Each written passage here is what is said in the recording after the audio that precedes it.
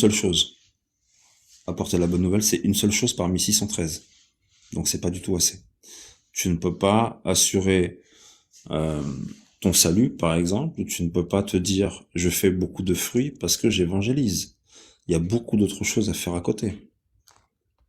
Donc si un pasteur ou quelqu'un d'autre te dit, il faut évangéliser car c'est là le seul but ou c'est le seul fruit, c'est un faux pasteur. En fait, Zaina, quand je dis ça, il faut comprendre qu'en fait, la loi, la Torah, c'est pas que la loi. La Torah, c'est l'enseignement, c'est l'instruction, c'est la direction. Donc en fait, si tu comprends ça, tu comprends qu'en fait, le fruit de la Torah, c'est la Torah.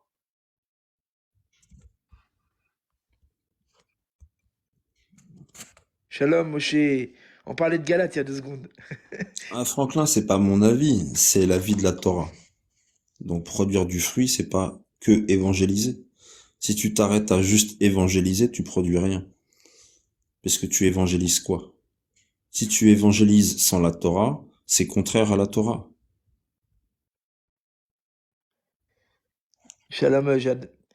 Et Zaina, bon, c'est pas comparable quand tu dis que si ton fils apprend une leçon et qu'après il a une bonne note parce il a bien appris, c'est pas comparable à la Torah. En fait, la Torah, c'est pas simplement le commandement. La Torah, c'est aussi le résultat du commandement.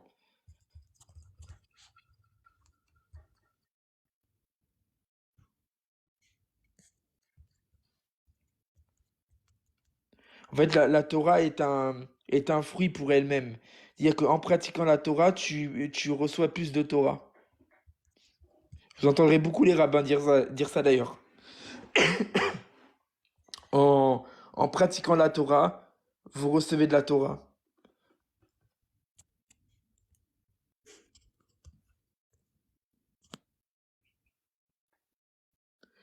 Alors, Torah, c'est instruction, direction, enseignement.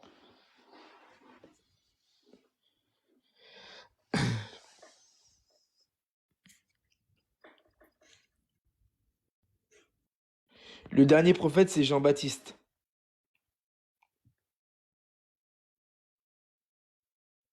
Non, Zaina, c'est pas que le fait que je l'ai entendu, c'est aussi que je le vois, je le vis en fait. C'est-à-dire que je le vis clairement. C'est-à-dire qu'en fait, si tu te dis que la Torah, c'est que le commandement, c'est que la leçon, mais en fait, tu te rends compte qu'en fait, tu es dans une dynamique où tu ne fais que... en fait, que la Torah n'est pas la finalité. Alors que la Torah, euh, elle est à la fois l'enseignement, mais aussi la finalité à atteindre.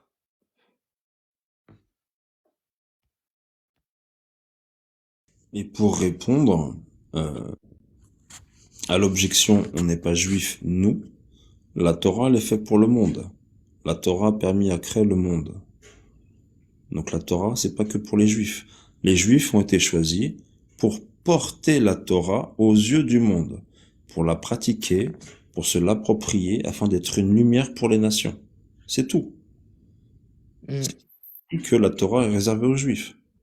Parce qu'on peut regarder dans le Tanakh, à plein d'endroits, l'Éternel dit qu'il apportera ses préceptes, ses commandements, sa Torah, la connaissance de son nom à toutes les nations. Donc il acceptera l'étranger, qui sera circoncis aussi, etc., qui pourra venir dans son temple, etc. Donc la Torah, c'est pour le monde. C'est pas pour les juifs. Les juifs doivent enseigner la Torah, doivent être la lumière du monde en mettant la Torah au cœur de la foi. C'est ce qu'a fait. Hmm.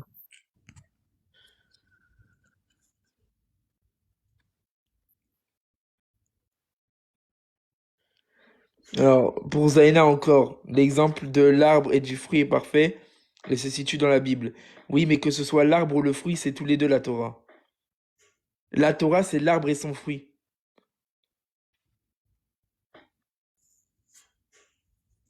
Quelqu'un qui pratique la Torah aura de bons fruits. Bien sûr. C'est tout. Et son fruit, c'est la Torah.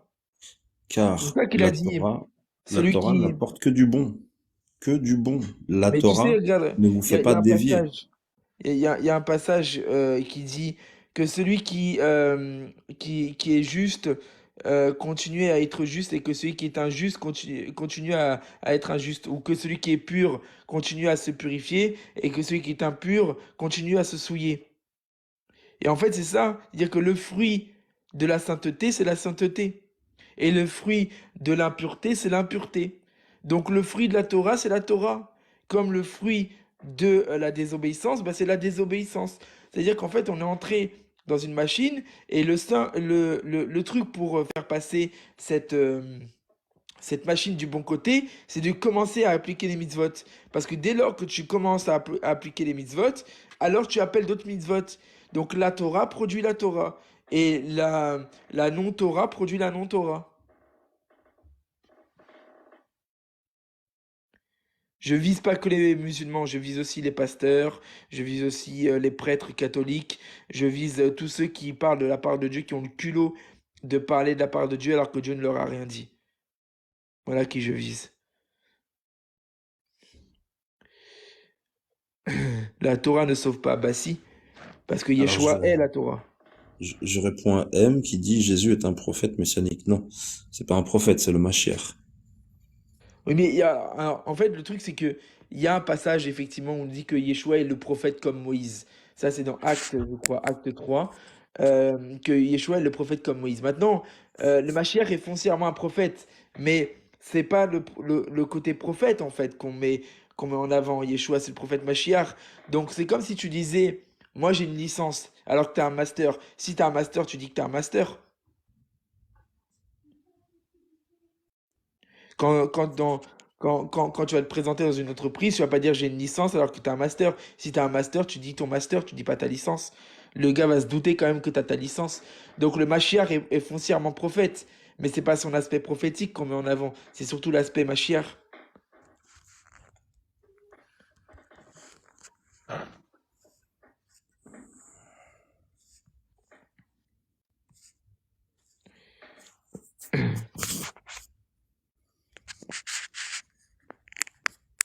Vous avez pas la même vision que les cathos. Ah non, pas du tout. Ouais, pas du tout, pas du tout. Pas du tout, parce que dans le christianisme global, on peut dire qu'il rejette la Torah. Inconsciemment, celui qui rejette la Torah rejette Yeshua, car la Torah, c'est la parole de Dieu qui est composée en 5 livres. Yeshua est la Torah. Donc celui qui rejette la Torah rejette le Mashiach. Mm, tout à fait. La foi sans les œuvres, c'est quoi? Ah, les protestants, par exemple. Bah, c'est Yochanan, pas de la foi, c'est pas de la foi tout simplement. c'est pas de la foi, puisque Jacob le dira si bien, on justifie sa foi par ses œuvres, car sans les œuvres, la foi elle est morte. C'est comme un corps sans son âme, le corps est mort. Tout à fait. Bien sûr que si, on croit à l'évangile, on l'étudie, on le lit tous les jours. Les œuvres, c'est quoi? C'est les mitzvot. C'est l'observance, l'application des commandements de Dieu et ce qui va en découler.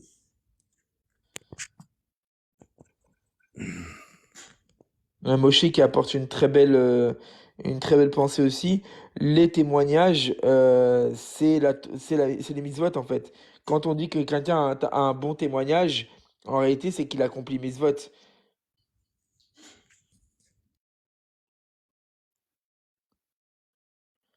Oh, nous ne sommes pas messianiques, nous sommes juifs nazaréens.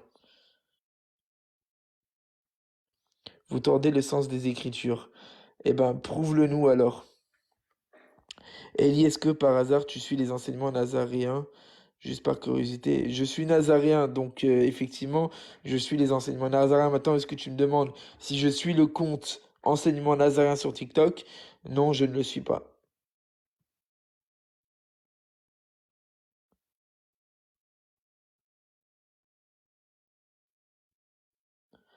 Ah bah c'est super ici. Bien sûr que la création de Dieu, elle est magnifique. Alors, pour vous, les chrétiens de 2024 sont égarés. En fait, ils ont commencé à s'égarer depuis le deuxième siècle dans les pays occidentaux, notamment en Italie, en Grèce et en France, avec l'apport des pères de l'Église qui sont complètement dans l'hérésie. Donc, Mhm. à cette époque, les églises qui ont été plutôt préservées au début sont les églises d'Asie, qui se trouvent dans l'actuelle Turquie. Mais avec le temps, avec les différents schismes, ça continue d'évoluer, surtout avec la croissance des différents conciles qui ont apporté de nouvelles doctrines, de nouveaux dogmes, et ils n'ont fait que s'enfoncer dans l'hérésie progressivement. Et aujourd'hui, on voit avec les réseaux sociaux en 2024 des personnes de tout âge, des fois qui ne sont pas baptisées, des fois qui n'ont pas lu la Bible entièrement, qui ne sont pas instruits dans la lecture, qui n'ont pas reçu d'enseignement, euh, qui disent des choses, puisque c'est la liberté de parole, la liberté de chacun, qui disent des choses. Et le problème, c'est que des gens suivent ces personnes-là, et parfois les prennent pour parole véritable, alors que c'est faux. Ouais. Donc c'est très très problématique, puisqu'on arrive, on a l'impression dans la fin des temps, tout le monde dira, fera n'importe quoi, où il y aura tellement de faux pasteurs, de faux prêtres, de faux prophètes, ça pullulera, et c'est annonciateur. Donc c'est quelque chose de dangereux. Bien sûr. On va continuer avec un verset, après on va s'arrêter pour discuter, et après on lira un passage et on s'arrêtera de nouveau. Donc, parce qu'il est important d'avancer aussi. Alors, on va aller, cette fois-ci, dans une épître que Paul a écrite à un de ses disciples qui s'appelle Timothée. Donc, dans la deuxième épître de Timothée. Deuxième épître de Timothée. Et on va aller au chapitre 2. Donc 2 Timothée 2. Et on va lire les versets. Alors, que je regarde.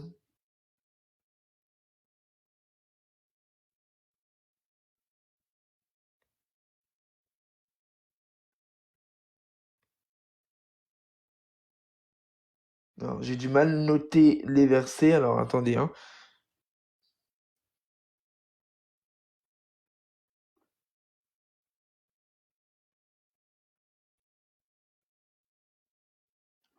J'ai du mal noter parce que je me retrouve avec un truc qui n'a pas forcément quelque chose à voir.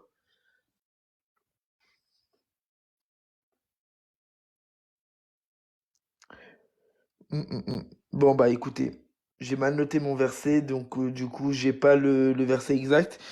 Qui nous dit, je pense que vous le connaissez surtout, je pense pour la plupart, qui nous dit que dans les derniers jours, il y aura des gens qui, euh, qui vont avoir le désir d'aller vers des faux docteurs, qui s'éloigneront des docteurs pour leur dire des choses qui leur font du bien.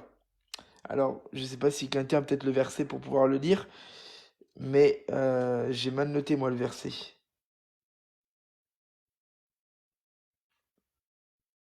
Le verset Archi. Comment? C'était quoi le verset? Le verset qui dit que les gens sédiront une foule de docteurs selon leurs désirs. Ah, fais une recherche Google rapide, au pire, ça va te mettre sur le verset. Ouais, je suis sur mon téléphone, j'ai même pas l'ordinateur à côté de moi. Bon, je pense que tout le monde le connaît ce verset.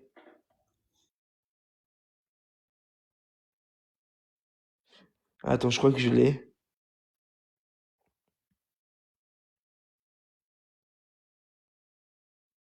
Hum, hum, hum.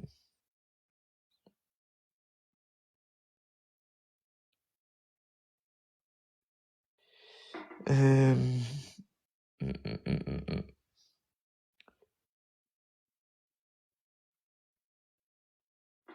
Bon bah non, je l'ai pas. Bon, c'est pas grave. C'est pas grave, c'est pas grave. Timothée 4.3. Comment? Attends, 2 Timothée 4.3. Regarde, au cas où. Ah oui, oui, effectivement, oui, j'y suis là sur la page C'est ça, c'est 2 Timothée. de Timothée 4, verset 3, du coup, oui, tout à Ouais. fait. C'est ça ou Donc, pas? je vais le lire comme ça, au moins, on va pouvoir l'avoir. Donc, car un temps viendra où les gens n'auront plus de patience pour le saint enseignement, mais afin d'assouvir leur passion et ayant des oreilles qui les démangent, ils s'entoureront d'enseignants qui leur diront ce qu'ils aiment entendre. Oui, ils cesseront d'écouter la vérité pour se tourner vers des mythes. Plusieurs choses à dire là-dessus, hein. Première chose, il y a des gens qui vont avoir envie d'entendre certaines choses. Donc, tu vas avoir un travail, tu vas avoir un mariage, tu vas avoir les papiers, tu vas avoir la voiture, tu vas avoir la promotion, tu vas devenir chef d'entreprise, machin, machin, Argent. machin. Donc, des choses qu'on a envie d'entendre. Et ces gens-là n'hésitent pas, ils disent des choses qu'on a envie d'entendre. Ça, on les Et connaît, du hein. coup, comment? Ça, on les connaît. Oui, Prêcher, mais bien prêcher sûr qu'on les connaît. l'abondance, la grosse voiture, le mari plein d'argent, etc., etc. On C'est trouve ça ça. où? On trouve ça où? On va dire les choses. Et Ouais, chez les évangéliques. ouais, ouais. Dans certaines, C'est ça. attention, je dis pas tous, dans certaines églises évangéliques, on peut retrouver tous les vidéos sur TikTok, YouTube ou autres. Il y a des personnes, c'est de l'hérésie pure, qui prêchent l'abondance et qui remplissent des salles juste pour ça. Parce que les gens ne viennent pas chercher Dieu, les gens viennent chercher des solutions à leurs problèmes. Exactement. Faut dire les choses. Exactement. Donc ces De, gens-là, en fait, 2 ils... Timothée 4, combien? 4-3. Voilà, c'était pour Niki qui voulait la précision Ah, sur le verset. super. Voilà, 1 Timothée 4-3. Et du coup, ces gens-là, ils vont plus supporter le saint enseignement. Le saint enseignement, c'est la Torah. D'ailleurs, on nous le dit un peu plus tard, il dit, ils cesseront d'écouter la vérité. Or, que dit le psaume 119? Ta parole, ta loi est la vérité. Donc, si la loi de Dieu est la vérité, et que ces gens-là cessent d'écouter la vérité et ne veulent plus entendre la vérité, ils veulent assouvir leur passion, donc ils veulent avoir tous les désirs de la vie. Ils vont s'entourer d'enseignants, donc c'est eux qui vont mettre en avant les enseignants pour qu'ils leur disent ce qu'ils veulent entendre. Voilà. Donc il n'y a pas de condition, c'est-à-dire qu'on appelle un prophète sans condition, alors que la bénédiction est conditionnelle. Le salut aussi, hein. Le salut est conditionnel.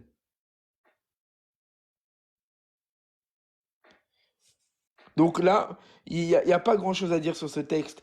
On a plein de gens aujourd'hui, je pense en tête, chacun d'entre nous, de gens qui sont dans cette situation où soit des gens qui sont dans ces églises-là, ou soit des gens qui sont leaders de ces églises, qui utilisent le peuple et qui les empêchent d'accéder à la Torah et qui leur disent ce qu'ils veulent entendre.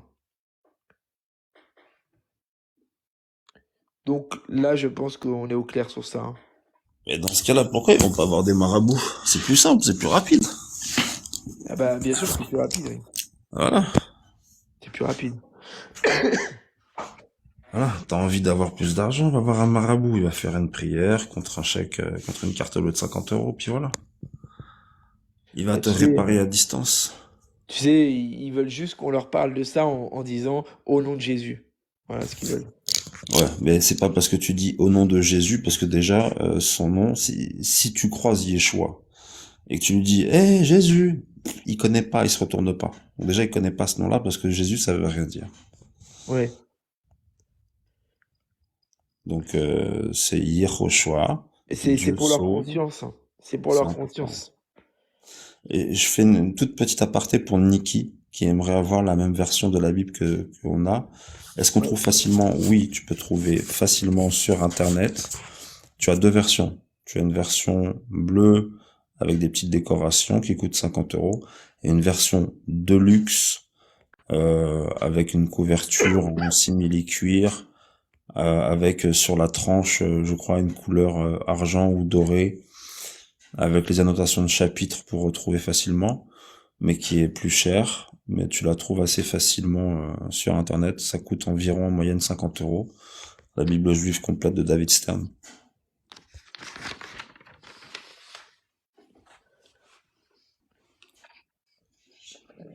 Bon, sur ça, je pense qu'on est bon, hein.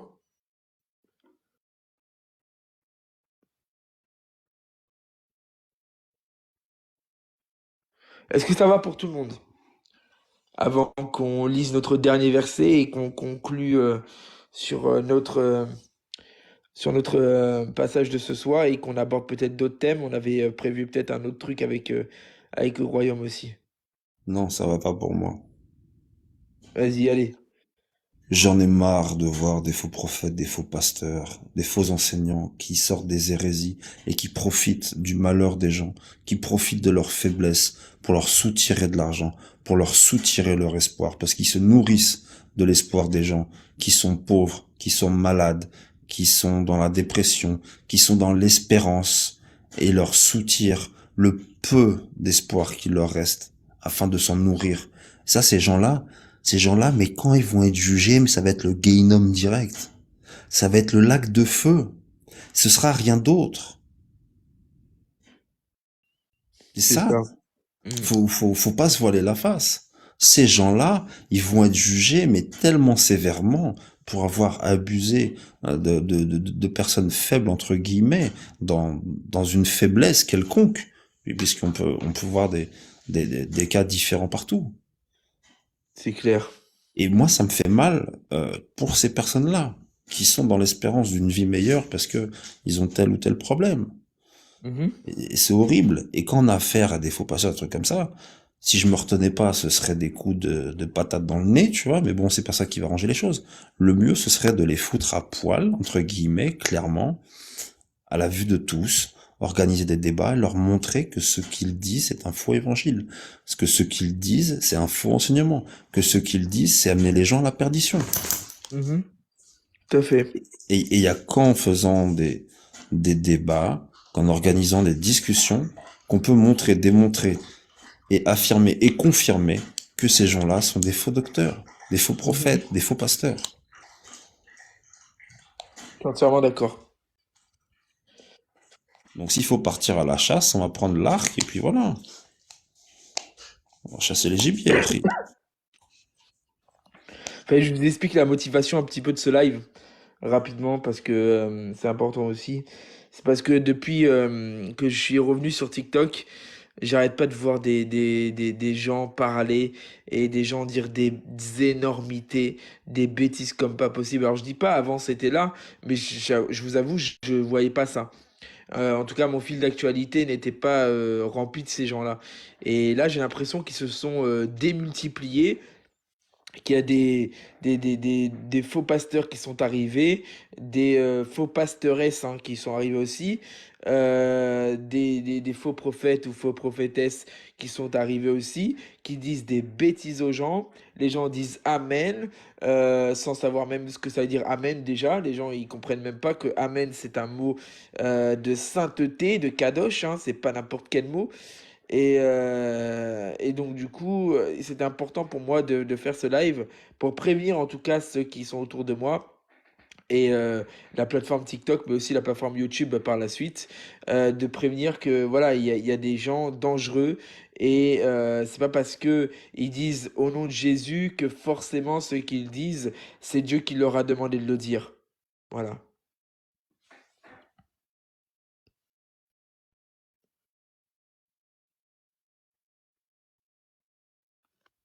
De plus en plus, l'hérésie, c'est pas pour ces faux docteurs réellement qu'on agit.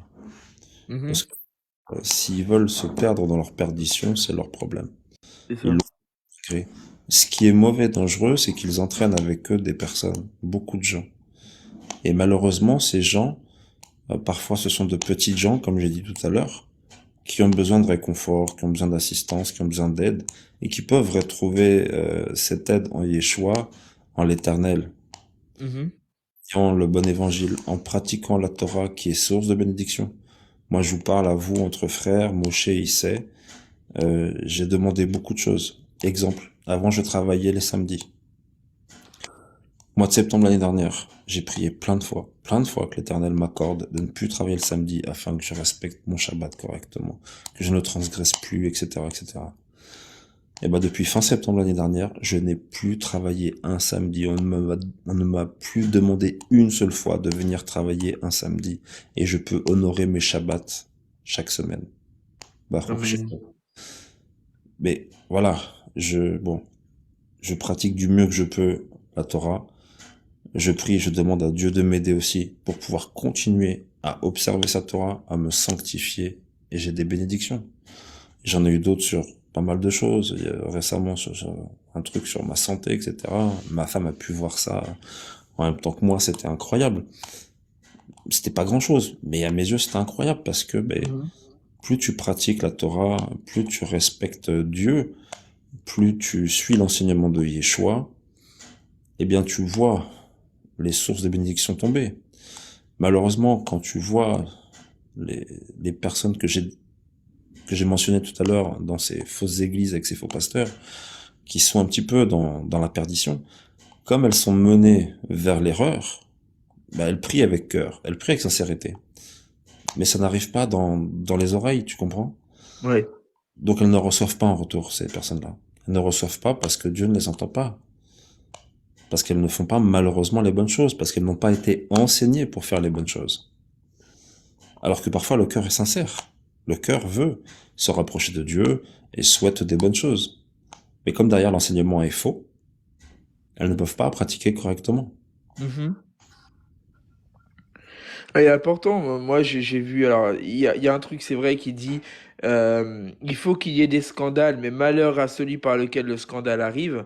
Mais c'est important aussi que nous fassions notre part. Il faut pas oublier que même si Dieu est capable de se défendre, Dieu se défend très bien tout seul. Il dit à moi la vengeance et à moi la rétribution. Mais même si Dieu peut se défendre tout seul, c'est important aussi que nous fassions le taf, nous battions contre les faux enseignants, contre les faux prophètes, parce que c'est notre responsabilité. On est participant du plan de Dieu, on est participant de sa gloire, et c'est lui d'ailleurs qui a permis ça, parce qu'il pourrait tout faire tout seul, hein, ça c'est sûr. Dieu serait capable de tout faire tout seul, de faire le nettoyage, mais si Dieu a permis que nous soyons sur terre et que nous ayons cette position-là, c'est aussi parce que il veut qu'on participe à ça. Mais pas, attention, on n'est pas là pour s'enorgueillir, mais on est là surtout pour être participant de cette gloire, de ce plan, de ce projet en fait. Maintenant, ça ne veut pas dire qu'on va changer les gens, mais en tout cas, notre responsabilité, c'est d'annoncer. Notre responsabilité, c'est de dénoncer les faux prophètes. Il faut pas oublier que, on va le voir tout à l'heure avec Simon le magicien dans Acte 8, qu'il est important pour nous, en tant que croyants, d'aller dénoncer les hérésies, d'aller préserver nos frères et sœurs qui sont fragiles dans la foi des faux pasteurs, des faux prophètes. Et cette idée selon laquelle on devrait juste prier pour nos ennemis et c'est pas grave, de toute façon, si Dieu l'appelle, il sortira de là. Non, non, non, non, non, non, non. Ça se passe pas comme ça. Moi, je n'attendrai pas que mon frère se rende compte tout seul qu'il est chez un gourou. Au contraire, j'irai démontrer à mon frère que en fait ce que ce gourou dit, c'est des bêtises comme pas possible. Et puis voilà, il comprendra. Maintenant, si après il se détourne, j'aurai gagné mon frère. Mais s'il se détourne pas, au moins son sang ne sera pas sur ma tête si un jour il n'est pas sauvé. L'objectif de la sentinelle, et c'est aussi ça le mot nazaréen, nazaréen c'est aussi une sentinelle, et ben l'objectif de la sentinelle c'est de prévenir. Si on prévient pas, comment est-ce qu'on peut s'appeler nazaréen? Moi, je suis nazaréen, je préviens. Et l'objectif de ce soir, justement, c'est de prévenir. Alors, on donne pas de nom. Je pourrais très bien en donner, mais je donne pas de nom ce soir. Ceux qui veulent en savoir plus, ils Ils se viendront en reconnaîtront, privé pour le faire. les Mais gourous. moi, je laisserai pas mes frères succomber aux faux prophètes, aux faux pasteurs, aux faux docteurs qui s'amusent à dire des bêtises sur la Torah et à amener des hérésies dans le peuple de Dieu. C'est Et pas aux possible. gourous. Et aux gourous aussi, parce qu'ils amènent à la perdition sous couvert d'une bonne conduite. Mhm. Et oui, parce que tu as des gourous qui peuvent avoir un semblant de bonne parole, qui ne sont ni pasteurs ni prophètes, mais de par leur action, ont, entre guillemets, des disciples autour d'eux, et ces personnes-là peuvent les amener aussi à la perdition. Tout à fait. On en connaît, hein? On en connaît. Moshe, tu voulais dire quelque chose? Il est où, mon cher? Il est là. Shalom, shalom. Shalom. Ah, la Alors, vérité. juste une, juste une précision, quand Yeshua dit priez pour vos ennemis, il cite un midrash en fait, quand il dit ça. Parce que les gens, comme ils n'étudient rien, ils ne savent pas. En fait, il cite un midrash quand il dit priez pour vos ennemis. Et ce midrash dit que il faut prier pour ses ennemis dans le sens qu'il faut les bénir parce que les ennemis t'envoient des épreuves qui te font grandir. C'est pas Amen. genre pour l'amour, ou comme le croient les chrétiens, ça n'a rien à voir avec ça.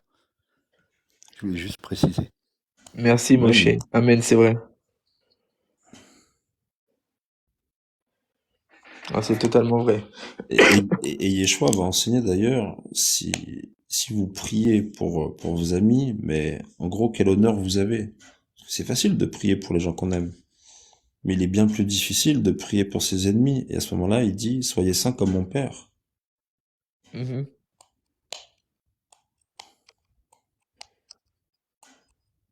Amen, amen, amen.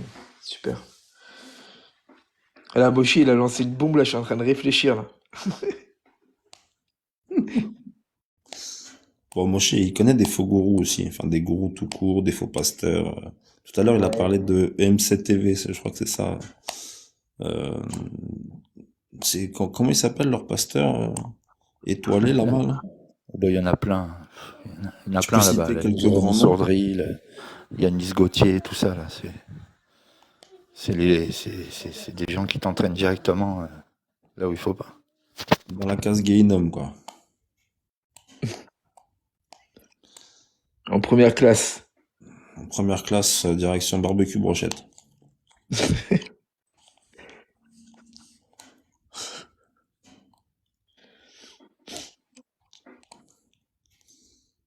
J'ai une question. Est-ce que vous suivez la Mishnah? Bah tiens, on va laisser répondre Moshe.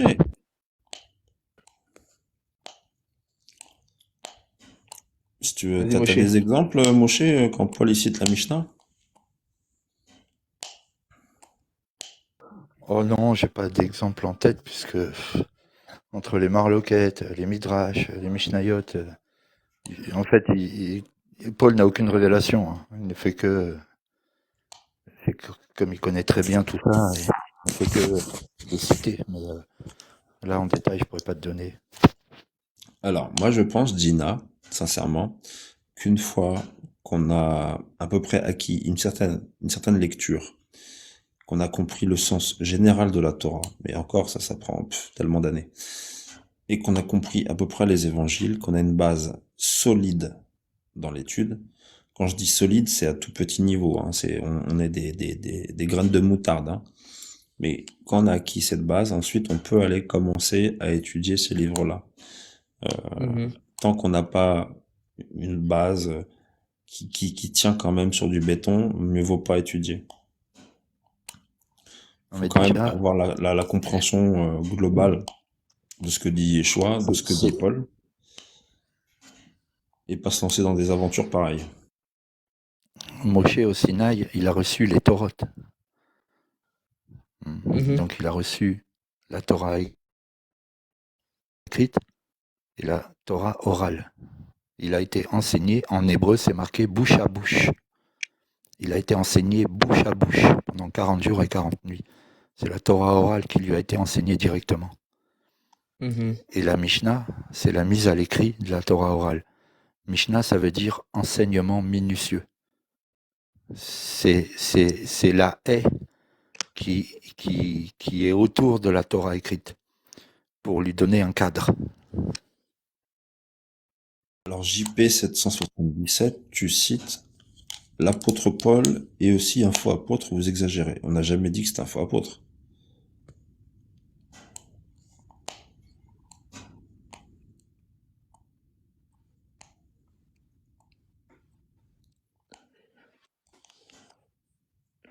Ah, je crois que ça parle du parler en langue.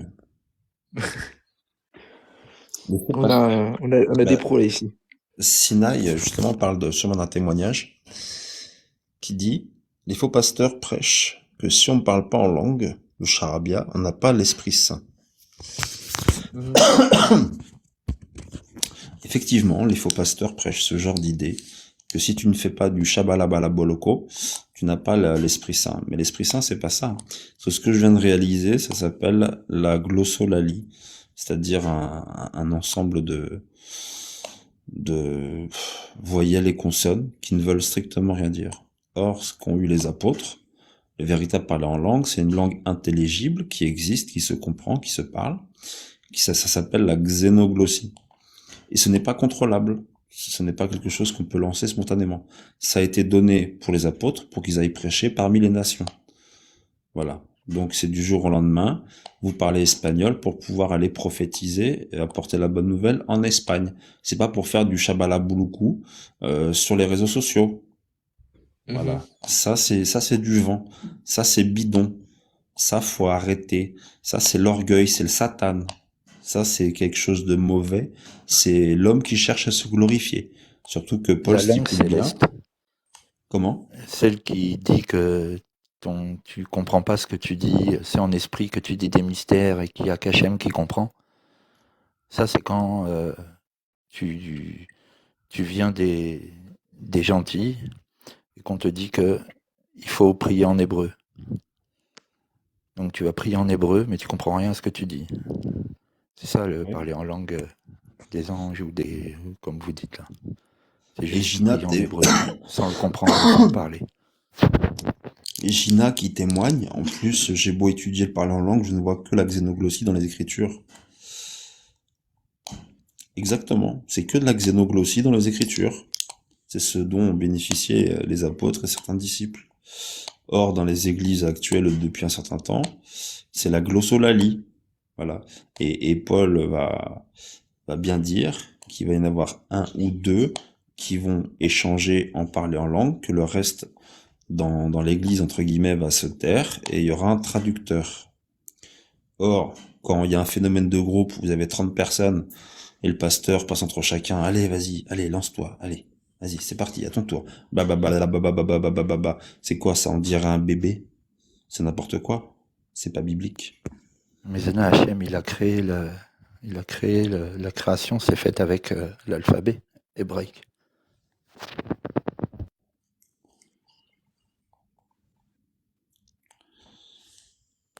Donc, quand on vous prêche ce genre de choses, fuyez.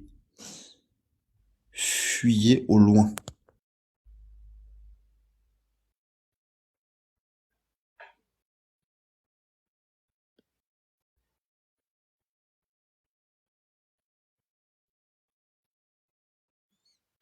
Eh bien, c'est pas mal tout ça. C'est facile. Koria bashakara barashata koroyo soto korebiya tarabashata karaya. Ah, ah, Moi aussi, je peux le faire, hein. J'ai faké le fait de parler en langue pendant plusieurs années. oh, Ben oui. vas-y. Euh, Vas-y, je veux entendre ton esprit parler. Ton esprit de faux prophète. Faut pas me faire rire, là. Je suis un peu malade, faut pas me faire rire. Localise-moi, papa. Je t'envoie l'argent, vas-y. C'est sur PayPal, PayPal, c'est mieux, hein. PayPal, c'est parti. Ah non, je peux pas, je suis mort. Bah, c'est pas grave. Ah, C'est j'arrive pas. dommage. Tout le monde aurait eu envie de rire pour t'entendre parler avec l'esprit. L'esprit serait descendu sur toi, tu vois. Tu pourrais dire, je suis né de nouveau. on peut pas J'ai reparler un de l'esprit blocage parce là, que au niveau de la si vous gorge, parlez là, de ça fait l'esprit, plusieurs jours que je vous tousse la savez ce que mort. je vais dire Bien sûr. par rapport au temple. J'ai pas entendu Moshe, t'as dit quoi? Je dis ne commencez pas à parler du roi Rakodesh parce que vous savez ce que j'en pense par rapport au temple. Ah, mais tu sais que en plus, j'ai envie qu'on en parle, mais en privé. On fera ça en privé. Quand tu parles avec un rabbin, hein, pas un chrétien, un rabbin, mais qui a reconnu Yeshua et que tu parles du roi Hakodesh, euh, les chrétiens, vous seriez déçus. Hein. Vous vous rendriez compte qu'en fait, c'est complètement un autre esprit que vous pensez être le roi Hakodesh, il n'est pas là du tout. Si c'est pas l'esprit de Dieu, Harry, apporte des précisions. C'est quel esprit alors? C'est un autre esprit, hein. C'est soit le leur, Ouais. euh, soit Pas le malin. le malin. Voilà. On va dire les termes, hein.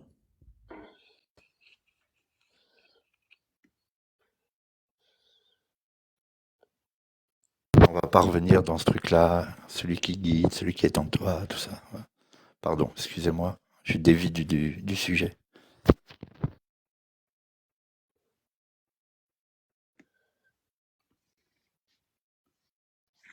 Bon, les Donc, amis, tu sais, en fait, vas-y. Comment? Zaina, c'est pas ça. C'est pas. Parce que toi, tu peux pas savoir, en fait. Tu... Si tu étudies pas la Torah correctement, tu penseras toujours que bah, c'est un bon esprit.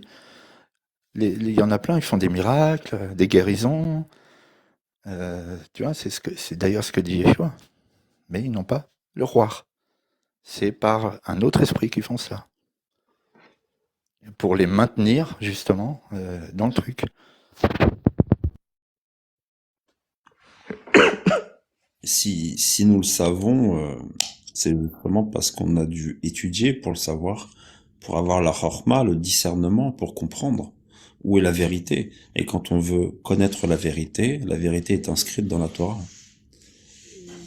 Mais Zaina, faut pas douter, regarde-moi. Moi, j'ai 50 ans. J'ai commencé mon chemin spirituel et j'avais 17 ans. Donc, je peux dire que Hachem m'a guidé jusque là où j'en suis. Pourtant, je suis passé par plein de chemins. Tu vois, il guide tout le monde, Hachem. Il te mettra toujours sur ta route le bon chemin. Mais tu en auras plein des chemins. Mais il y en aura toujours un dans le tas qui sera le bon. Et ça, c'est le libre arbitre après de le prendre ou pas. Et à chaque fois, tu arriveras à un nouveau croisement où il te remettra encore ce chemin. C'est tout ça le parcours. Mm. Amen. Dit Gina, nous sommes tous pardon, en chemin, et c'est vrai, tu as raison, car le chemin ne s'arrête pas, l'étude ne s'arrête pas jusqu'à la fin de nos jours. Donc c'est important de pouvoir continuer. Mais c'est vrai que, là je vise personne, mais beaucoup de gens, beaucoup de croyants se persuadent eux-mêmes en fait. Ils se persuadent eux-mêmes sur leur ressenti. Mais c'est pas ça. Pour être persuadé de quelque chose, il faut le comparer à la Torah. Il faut voir si la Torah le valide ou pas. C'est la, Mm. c'est la justice de Dieu. C'est elle qui va trancher, qui va te dire si c'est bon ou si c'est pas bon. C'est pas le ressenti de l'homme, puisque l'homme se pervertit lui-même en voulant se rassurer, en se disant, ah oui, c'est ça, ah oui, c'est ça, voilà. On veut des choses qui vont dans notre sens. Mais c'est pas ça qu'il faut, parce que là, on ne fait que répondre au désir du malin, puisque on se séduit soi-même au final, on se rassure, mais tout en s'éloignant de Dieu. Donc la chose qui peut trancher, qui peut nous amener à la vérité, c'est la Torah. Tout y est écrit, tout y est inscrit. Donc la Torah, elle est là pour trancher.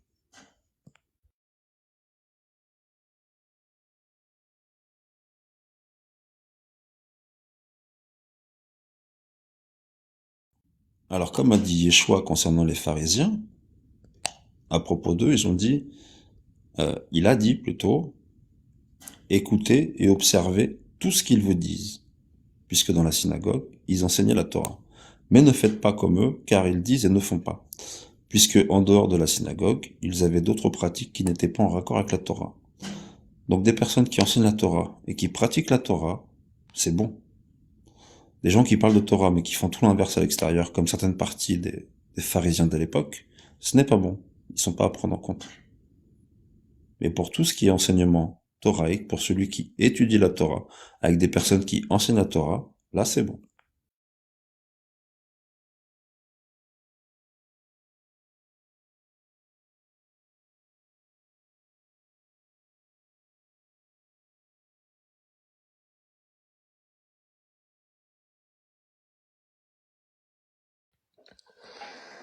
Bah, après, le tout, vraiment, c'est vraiment de la Torah qui doit être le, on va dire le fondamental de tout, en fait. C'est-à-dire que tout ce que tu fais doit être basé sur la Torah. Après, ça, c'est pas facile, hein. Mais ce qui est sûr, c'est ça. C'est tout doit être selon la Torah.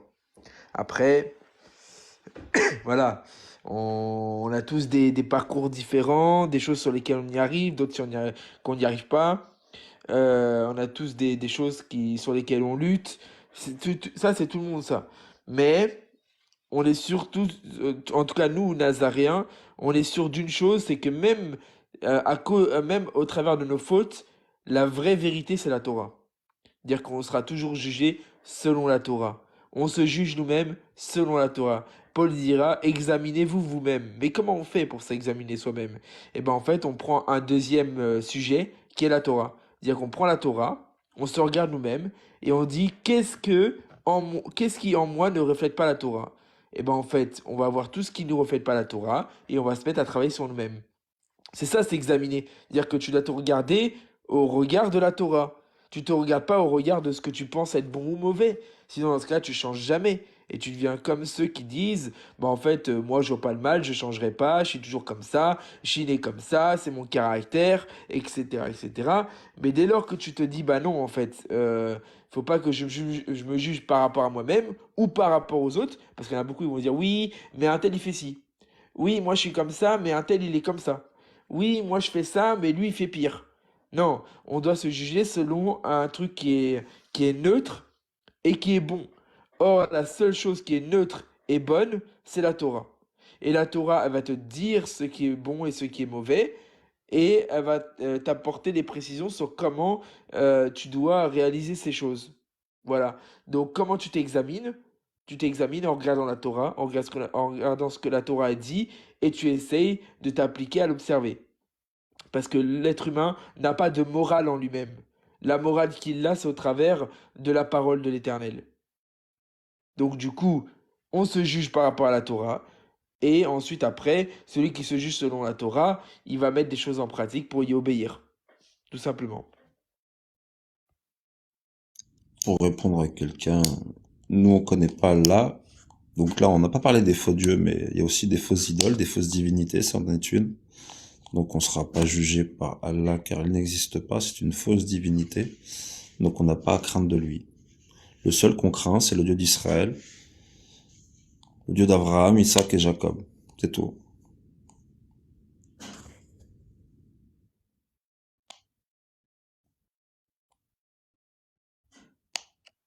Il faut poser vos questions hein, si vous en avez. Allez-y, balancez. Vous parlez beaucoup de la Torah et très peu du Saint-Esprit. Ah, Mais quand je parle de la Torah, en fait c'est ça, quand je parle de la Torah, je parle de Evenchen. Je parle du Père, du Fils et du Saint-Esprit. C'est ça la Torah. Donc en fait, foncièrement, à chaque fois que je parle de la Torah, c'est des trois que je parle. C'est du Père, du Fils et du Saint-Esprit. Quand je parle de la Torah, je parle des Panima Elohim, je parle de l'entièreté de Dieu. Donc quand je parle de la Torah, c'est de tout dont je parle. Donc on peut pas dire, c'est comme les gens qui me disent, oui, toi tu parles beaucoup de la Torah, mais pas de la grâce. Mais la grâce, c'est dans la Torah.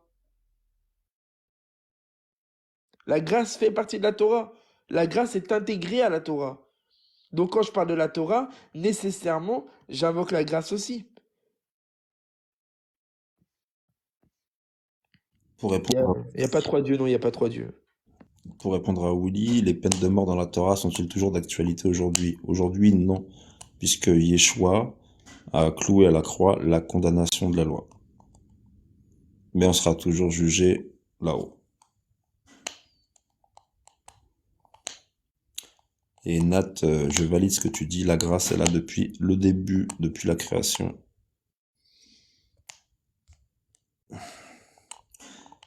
Il est la lumière du monde. Amen, Colomba. Amen, amen.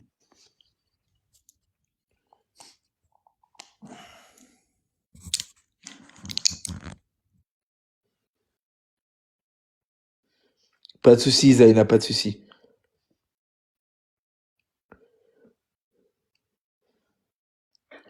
En fait, il faut comprendre que la Torah, c'est le tout. C'est absolument tout, la Torah. C'est le centre de tout. Et c'est la vérité, c'est la vie, c'est le chemin. C'est tout. Yeshua est la Torah. La grâce, c'est la Torah. L'amour, c'est la Torah.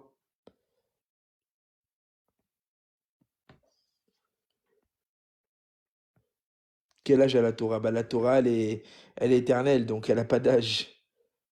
Hein, moi, tu me parles pas d'âge, moi. La Torah, elle n'a pas d'âge.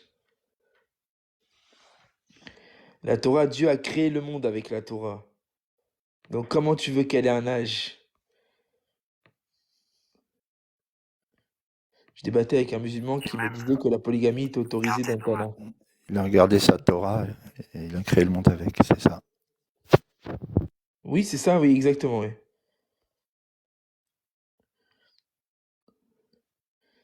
Oui, Gina, hein, la polygamie n'est pas une loi. Elle a été régie par le Seigneur d'une certaine manière. Elle a été autorisée, ou plutôt permise par le Seigneur durant un moment, mais ce n'est pas le but en soi.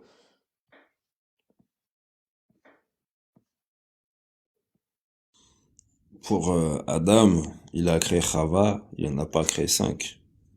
Oui, il n'y a pas créé Chava, Aïcha, et puis Myriam et d'autres, Aziza et tout, hein. Il a créé juste Chava, c'est tout. Il a créé une femme pour compléter l'homme. Exactement. Et comment, attends, c'est marrant parce que s'il a créé plusieurs femmes pour un homme, ça voudrait dire que du coup, il a pris un côté pour faire Chava, il a pris un côté de l'homme. Mais si Dieu lui avait pris plus qu'un côté, c'est-à-dire qu'il aurait pris deux côtés, c'est-à-dire que Adam Arishon, il aurait pu eu d'existence en fait. Il aurait pu rien. C'est ça. Alors le roi Shlomo en a profité, oui. Oui, bien sûr, mais c'était pas interdit.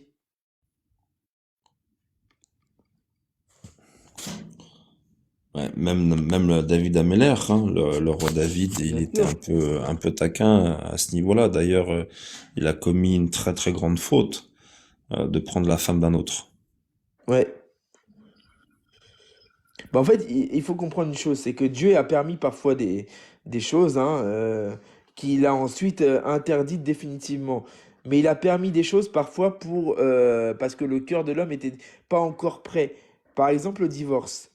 Il est marqué que si jamais tu veux divorcer de ta femme pour une cause dont on faudrait qu'on débatte dessus, mais en tout cas, si tu veux divorcer de ta femme, il faut que tu lui donnes un get, c'est-à-dire que tu lui donnes une lettre de divorce pour dire que tu veux divorcer. Cette lettre sera examinée par le Sanhédrin, etc., etc.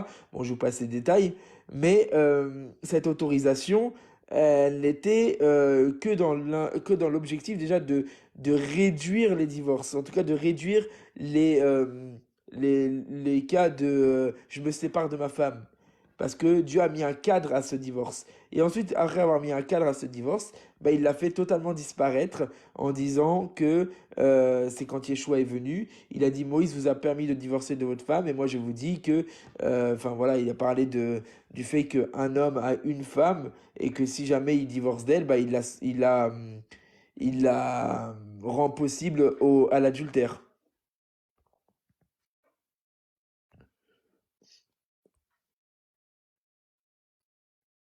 Donc, ouais, le divorce est un exemple du fait que Dieu peut permettre des choses dans un temps et que, peut les interdire par la suite. Parce qu'en fait, c'est un processus. Dieu, c'est comme si tu disais à ton enfant, tu vas pas donner à un enfant de CP un devoir de terminale. Il faut d'abord qu'il passe par toutes les classes. Et donc, du coup, c'est pareil. On est des enfants et parfois on ne peut pas respecter une certaine loi tout de suite. Donc, du coup, c'est un processus. Et quand Yeshua, par exemple, est venu et qu'il a dit qu'on ne devait même pas regarder une femme, parce que sinon, ça veut dire que on commettait l'adultère avec elle, ben ça, c'est la finalité de la loi. Mais à la base, c'était juste le fait d'avoir un acte charnel avec une femme qui était condamnée. Bon, après, Moïse ne pouvait pas juger les cœurs, mais c'était juste ça. Et après, bah, quand Yeshua est venu, il a apporté vraiment le sens profond de la loi, qui est de même pas aller regarder en convoitant parce que c'est déjà commettre l'adultère. Donc en réalité, on est des enfants qui progressons petit à petit dans la loi.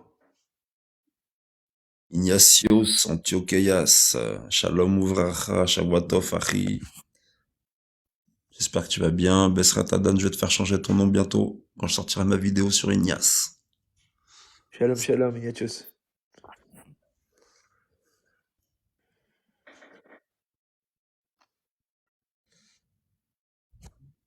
Là, il y a Hanan Yo qui dit David a fait Teshuvah, oui, c'est vrai. Bien sûr, bien sûr.